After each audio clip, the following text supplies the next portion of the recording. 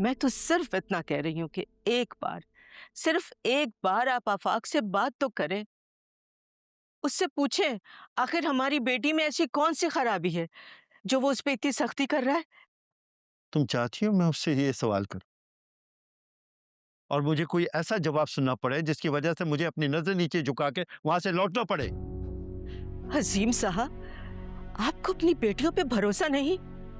देखो आबदा, तुम बात को दूसरी तरफ लेके जा रही हो। मेरी कोई एक बेटी नहीं है आबदा, 4-4 बेटियां हैं। और तुम समझती हो कि हर बेटी की जिम्मेदारी कितना बड़ा बोझ होती है। अल्लाह ने हमें 4 बेटियां दी हैं, तो इसका मतलब है कि हम उन्हें अल्लाह के सहारे छोड़ दें? क्या कमी छोड़ी है मैंने अपने बेटियों की परवरिश में?